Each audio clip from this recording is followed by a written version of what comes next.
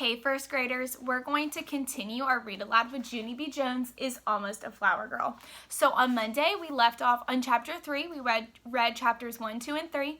And so today we're going to pick up with chapter 4. Chapter 4 is called Flower Girls. So I wonder what we're going to find out in this chapter. Here we go. Let's begin reading. Chapter 4, Flower Girls. The next day at recess, I sang the Pretty Bride song. I sang it to my bestest friends named Lucille and that Grace.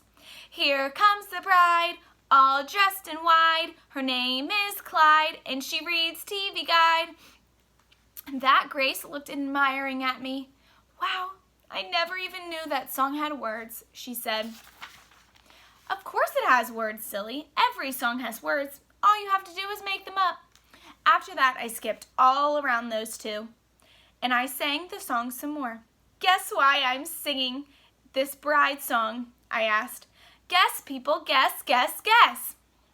I couldn't wait for them to guess, because I'm going to my very first wedding ever. On account of my Aunt Flo is getting married, that's why. Lucille clapped her hands real delighted. A wedding? A wedding? I love weddings, Junie B. Are you going to be the flower girl? Huh? Are you? So let's think. The title is Junie B. Jones is Almost a Flower Girl. So if she's going to be the flower girl, I wonder what's going to happen. I wrinkled my eyebrows. The what? The who? The flower girl, said Lucille. The flower girl is the very first person to walk down the aisle at the wedding. She gets to carry a flower basket and she throws beauteous flower petals all over the floor. It's really fun too, Junie B.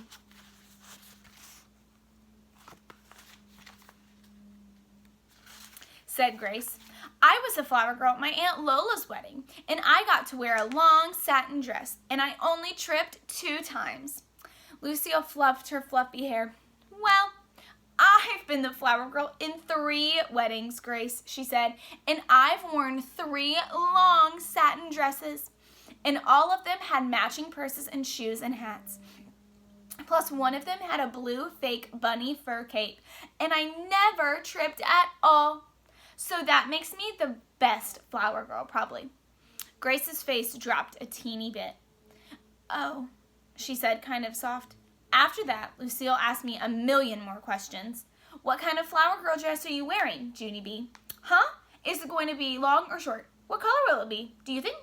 So far, I have worn yellow, pink, and blue. She tapped her chin. I wonder what kind of flower petals you'll carry in your flower basket.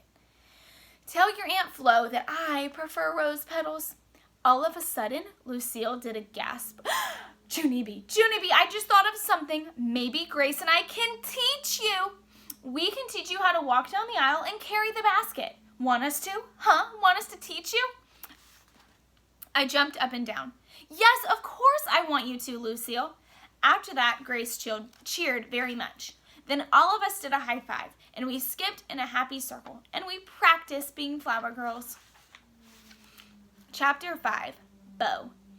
I skipped home from my bus stop very thrilled, because I had news, of course. My Grandpa Miller was babysitting baby Ollie. They were playing on the floor together. I runned and jumped on the couch. Grandpa Miller, listen to my good news. I'm going to be the flower girl at Aunt Flo's wedding. And so, what do you think of that, sir? Grandpa Miller stopped playing with Ollie. He did a funny look at me. What? Are you sure about that, Toots? Of course I'm sure. Of course I'm sure, I said, because me and my friends decided that at school today. And now all I need to do is tell Aunt Flo. I zoomed to the kitchen and got my mother's address book. Then I zoomed right back to my grandpa. Here, Grandpa Miller, tell me Aunt Flo's phone number. I need to call her right this very minute. Grandpa Miller scratched his head. Gee, I don't know, honey, he said. This doesn't sound like a good idea to me. What if Aunt Flo has already made arrangements for a flower girl? I laughed out loud at that silly man. Yeah, only how could she already make arrangements for a flower girl when she doesn't even know it's me yet? Grandpa Miller covered his face with his hands. He did a groan back there. I think. I pulled on his sleeve. Come on, Grandpa, look up the number. Please, please, please, I begged. Finally, Grandpa shook his head no. You really need to wait and discuss with your mother, he said. I did a huffy breath at that guy, because Mother would not be home for another hour probably, and who could wait that long? That's how come I quick hided the address book under my arm, and I tippy-toed down the hall to Mother's room. Then I closed her door very secret, and I climbed on her bed. After that, I opened up the address book to the page with M's, because Aunt Flo's last name is Miller, just like my grandpa's. And what do you know? I spied it right away. F-L-O. I spelled real thrilled. F-L-O spells flow. And here's another good thing. Aunt Flo's phone number was right next to her name. Hey, this project was easy as cake, I said. After that, I dialed the number speedy quick, and I ringed and I ringed. Hello? Said a voice. I did a gasp. Hey, what do you know? I did it, Aunt Flo. I called you right on the telephone. Aunt Flo's voice sounded curious. Junie B, is that you? Yes, it's me, Aunt Flo. It's Junie B. Jones, and I've got the best surprise you ever heard of. Then all of a sudden, the surprise popped right out of my mouth. I'm going to be the flower girl at your wedding, Aunt Flo, and so this is your lucky day, madam. I runned all over the bed. Wait till you see me, Aunt Flo. I'll be the bestest flower girl you ever saw.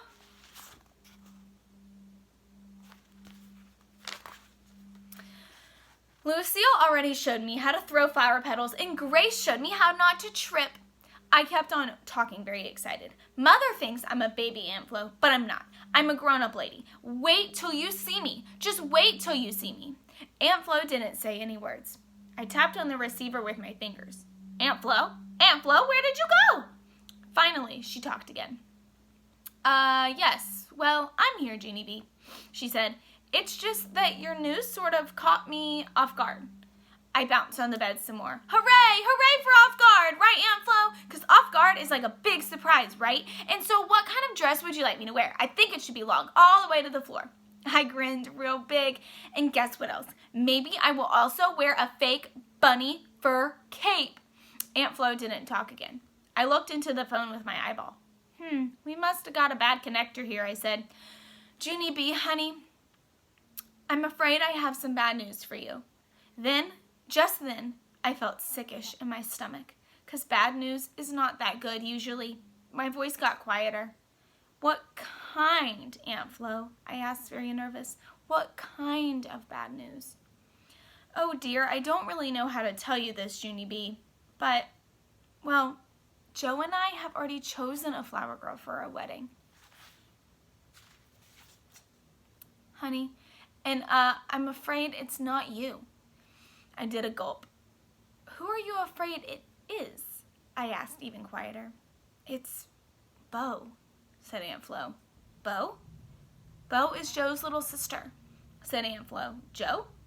Joe is the man I'm marrying, said Aunt Flo. Joe asked Bo. Oh, I whispered.